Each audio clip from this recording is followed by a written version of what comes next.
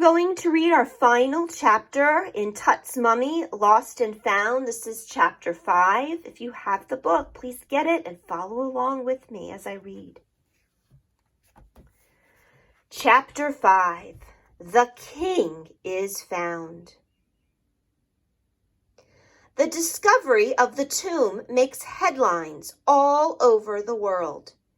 It is the greatest treasure ever found. Howard Carter becomes famous, and so does Tutankhamun. Newspapers call him King Tut for short. And suddenly his name is everywhere.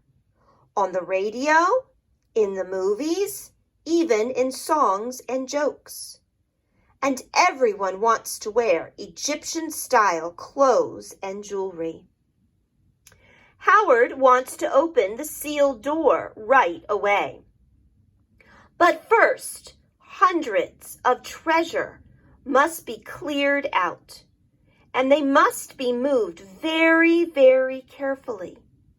Howard has learned this the hard way.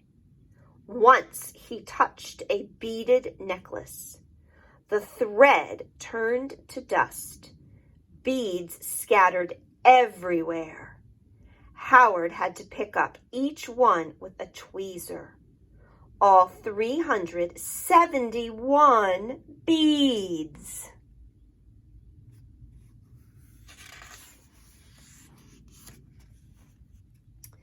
It takes months to clear the tomb. But finally, Howard is ready to find the king's mummy. Very carefully, he opens the sealed door. At first, he sees only a wall of gold. It is a huge golden cabinet.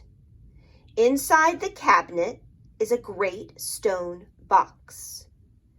And in the box are 3 beautiful coffins. Each coffin is nested tight inside the other. The picture below shows how it looked. The last coffin is made of solid gold, more than 200 pounds of it.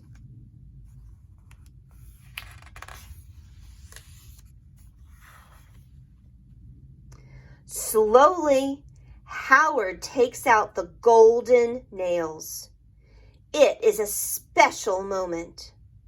Once Tutankhamun was just a name to him.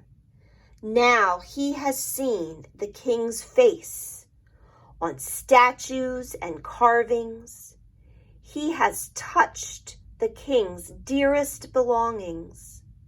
His robes and sandals, his games, the chair he sat on as a small child. This is an actual black and white photo of Howard Carter when he was working.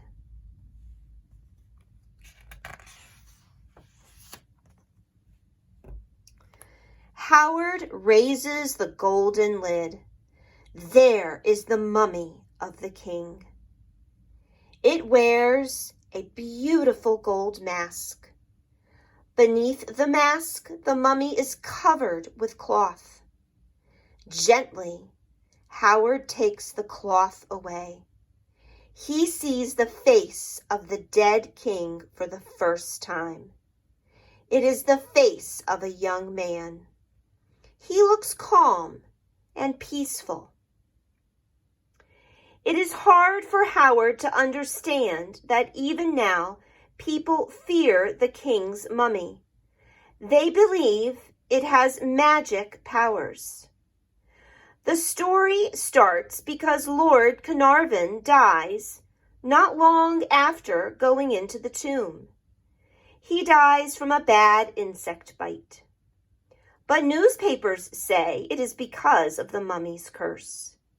They say Tut is mad that his tomb has been opened, and now he has gotten back at Lord Carnarvon.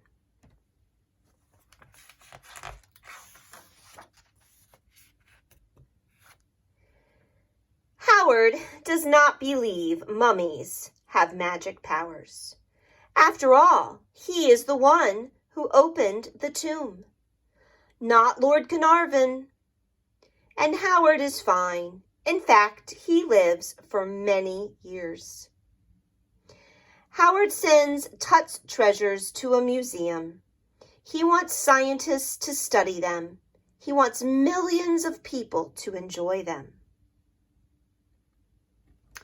This is a painting, but do you know what it is? Do you remember? This is sort of like the Egyptian pillow. Remember, this is the headrest they would use to put their heads on at night.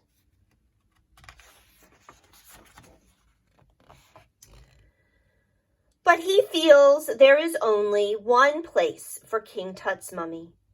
King Tut will stay where he has rested for 3,300 years. He will stay in his royal tomb.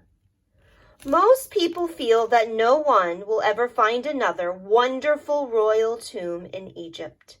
Some do not agree. They are in the Valley of the Kings today, searching. And at least one royal tomb has never been found. The tomb of King Tut's father. I hope you have enjoyed this book.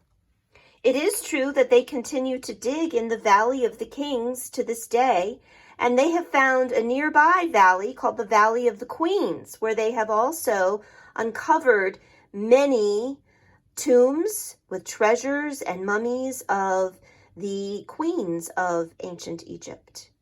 And I want to remind you that there is really no curse. And all of that is just silly things that people believed. And it is wonderful that archaeologists have gone on and have continued to explore this area so that we can learn from these people that lived so long ago.